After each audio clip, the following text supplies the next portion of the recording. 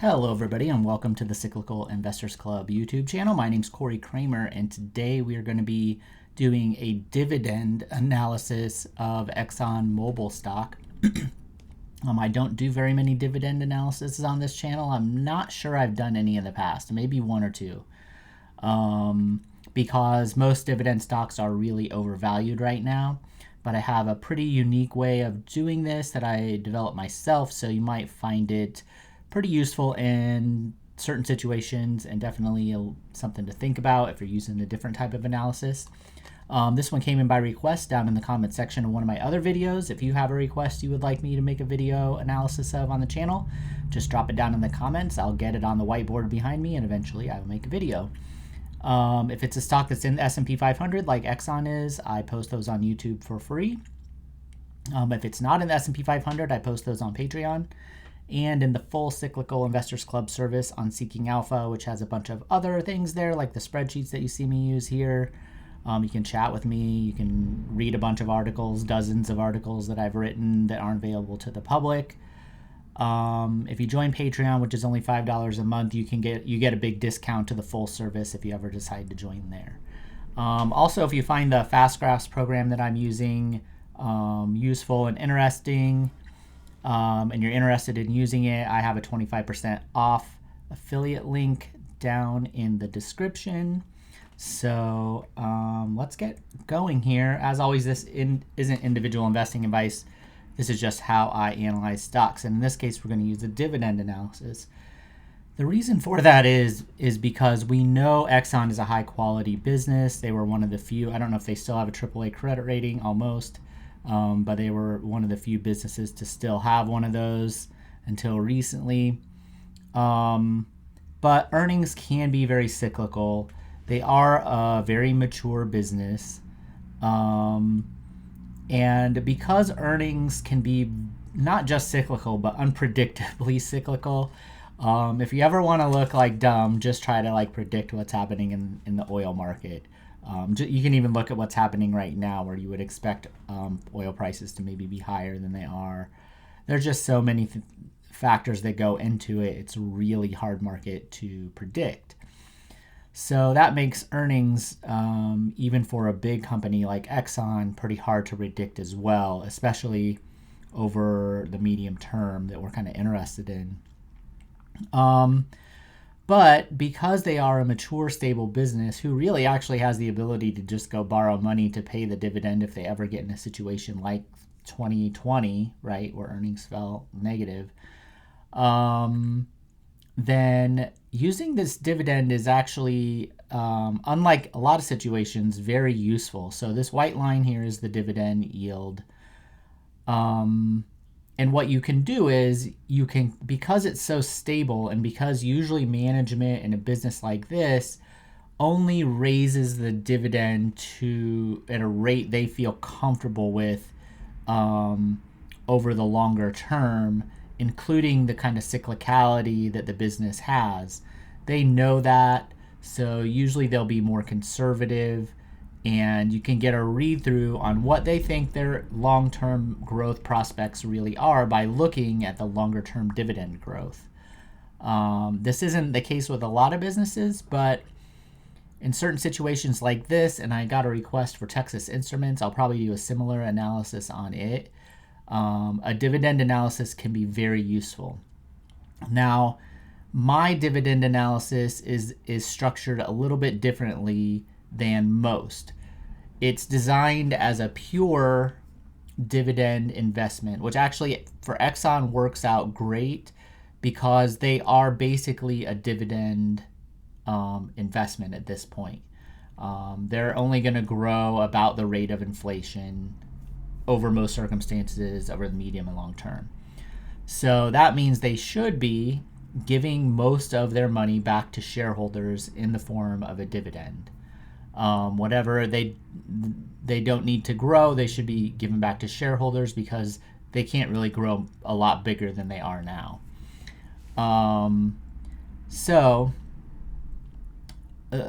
Focusing only on the dividend and dividend growth actually does make sense in this situation. And really, you're using the other metrics to try to predict what that dividend and dividend payout will be over time. So the way I like the metric I want to know is how long would it take me to earn my initial investment back via only the dividend and dividend growth. So you invest $100 in the company, how long would it take to earn $100 back in dividends? That's the analysis that I use for these type of businesses and for all strictly dividend investments. If the dividend is really what you care about and you're a dividend investor, this is the type of analysis you should be using. So let's find out.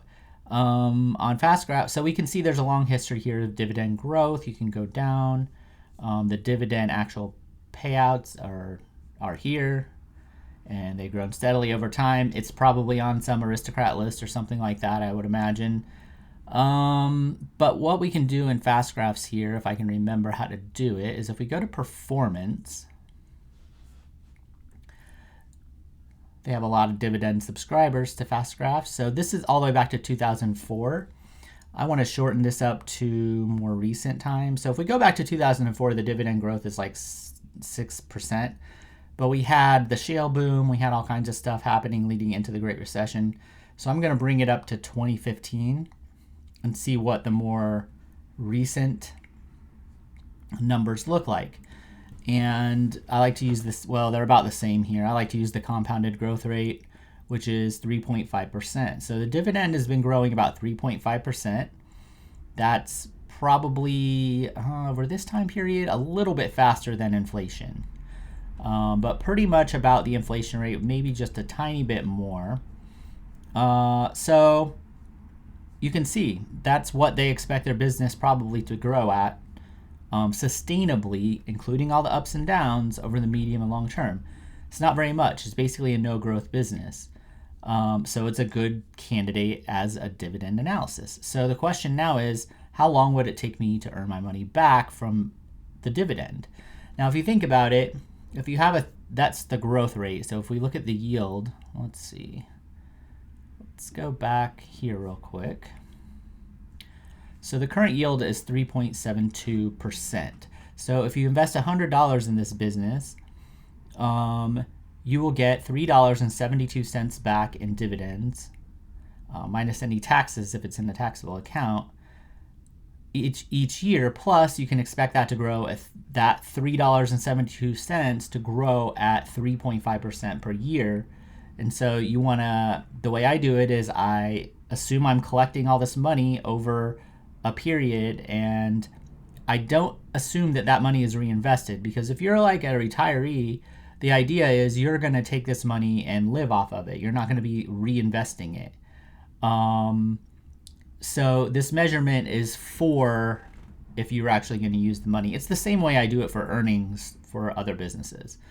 So you take that $3.72 plus 3.5% on every $100, and you just hold it, and you see how long it takes for that to accumulate to $100, your initial investment, right? So I have a spreadsheet that does that.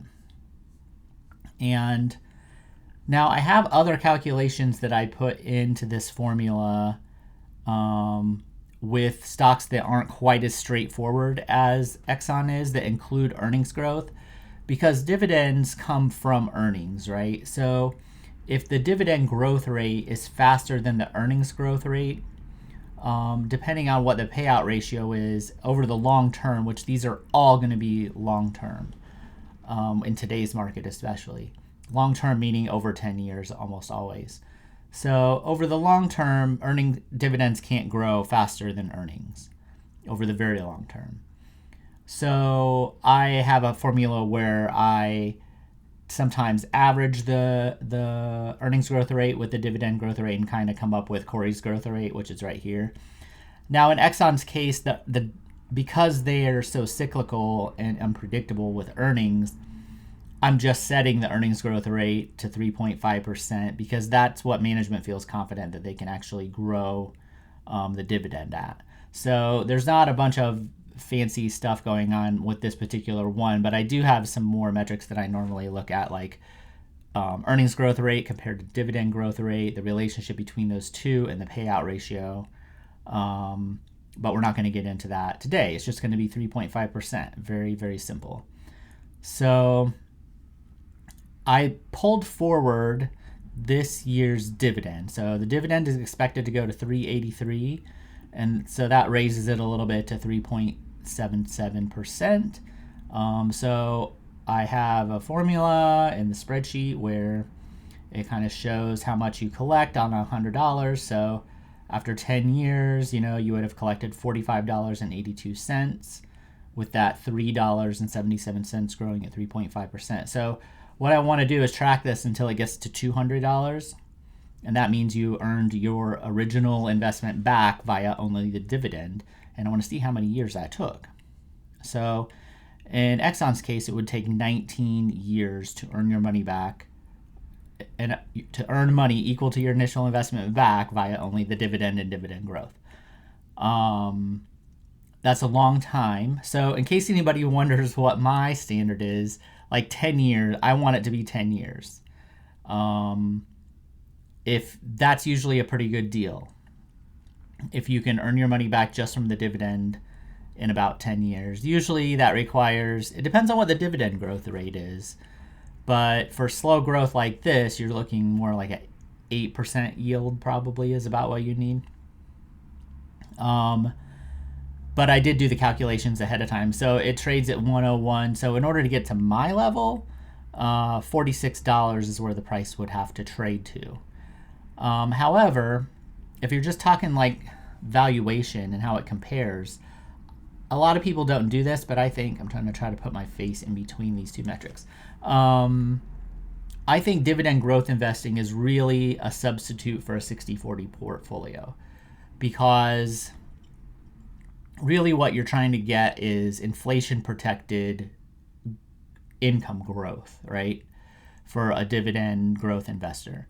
And that's exactly what a 60-40 is designed to do, except for with a 60-40, you put the income earning investments in bonds, and then the more growthy part of the investment in stocks. And when you combine them together, you get dividend growth, basically. But because bond yields have been so low, it made sense for a long time for investors to try to find a better alternative to the 60-40. And the ones 10 years ago that went into dividend growth investing have done really well. But as we see now, AOR is a 60-40 ETF. I like to use it as a relative value proxy for income for dividend investments.